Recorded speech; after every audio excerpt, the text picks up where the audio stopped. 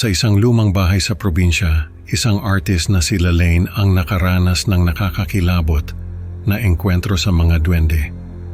Ang mga masasayang alaala ng pagkabata ay napalitan ng takot at misteryo nang magsimulang mawala ang kanyang mga sketches at makaramdam ng kakaibang presensya.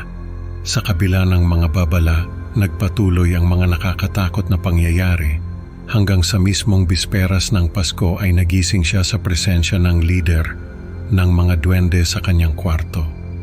Ano nga ba ang tunay na layunin ng mga nilalang na ito at paano makakawala si Lalaine sa kanilang mga mata? Samahan niyo ako sa kwentong ito ng takot at kababalaghan dito sa Creepy Pinoy Stories. Ako po si Lalaine. Artist po ako. Nagdodrawing, painting, sketching at iba pa. Mahilig akong magbakasyon sa probinsya tuwing Pasko. Dati. Noong hindi pa nangyayari itong ikukwento ko sa inyo. May isang lumang bahay kami sa probinsya na pag-aari pa ng lola ko. Doon kami tumutuloy kapag bumibisita sa probinsya. Ang dami kong masasayang alaala sa bahay na iyon. Nung bata pa ako, lagi kaming nagtatakbuhan ng mga pinsan ko doon. Ang laki kasi ng bahay. Tapos ang daming mga kwarto. Para kaming naglalaro sa isang maze. Pero may isang beses na nawala yung isa kong pinsan. Sabi nila, yung balete sa likod ng bahay parang may sariling mundo. Lagi kaming sinasabihan na huwag maglaro doon. Hindi namin siya makita. Nag-alala yung mga magulang niya at yung lola ko. Bago siya mawala, sinabi niya sa akin na may nakita siyang maliit na tao na nagtatago sa ilalim ng malaking balete na nasa likod ng bahay. Nung makita namin siya, ayaw na niyang magsalita. Takot na takot siya at nanginginig. Para bang may nakita siyang hindi kayang ipaliwanag, yung tipong parang hindi na siya makatulog ng maayos. Hindi namin alam kung anong nangyari sa kanya. Pero yung balete, lagi na naming iniiwasan. Nung huling beses na nagbakasyon ako doon, ang dami kong napansin na kakaiba. May mga sketches ako na nawawala. Hindi ko naman sila tinatapon, pero kapag titingnan ko ulit, wala na sila. Yung mga sketchbook ko, nawawala rin. Kapag bababa ako sa kusina, naaamoy ko yung luto ng lola ko. Kahit na wala naman tao doon, sabi ko baka multo ng lola ko. Pero hindi naman nakakatakot. Isang beses, naglalakad ako sa hallway, narinig ko yung mga mahihinang tawa. Hindi ko alam kung saan nanggagaling. Pero ramdam ko na ako yung pinagtatawanan. Nung makarating ako sa kwarto ko, may mga bakas ng paa sa sahig. Parang bakas ng paa ng bata na galing sa putikan. Nung hapunan, nakaupo ako sa mesa. Nung tumingin ako sa ilalim, may nakita akong maliit na nilalang na nakangiti sa akin. Yung ngiti niya, parang alam na alam niya yung mga sikreto ko. Nakakakilabot talaga.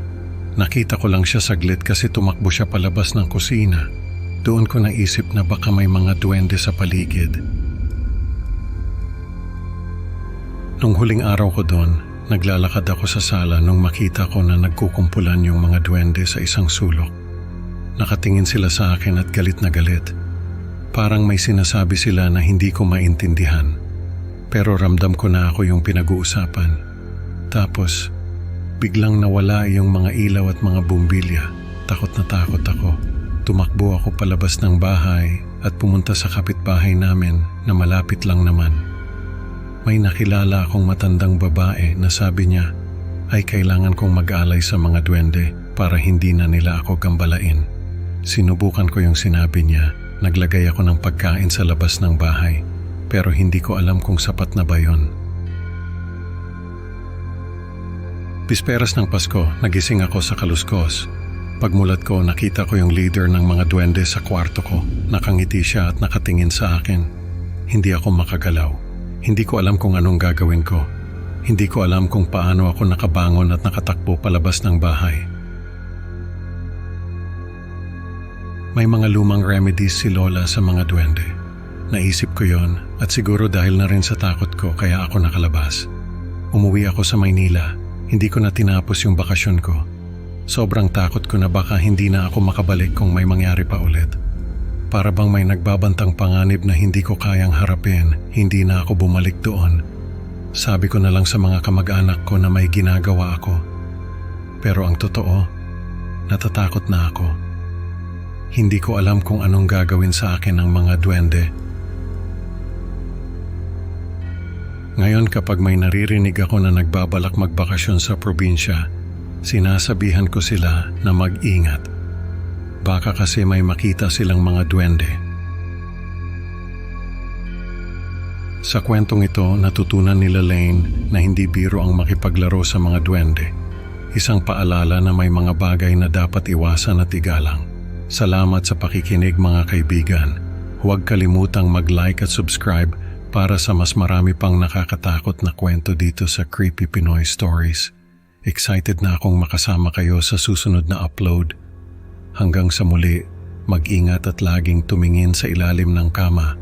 Baka may nakangiting duwende na nag-aabang.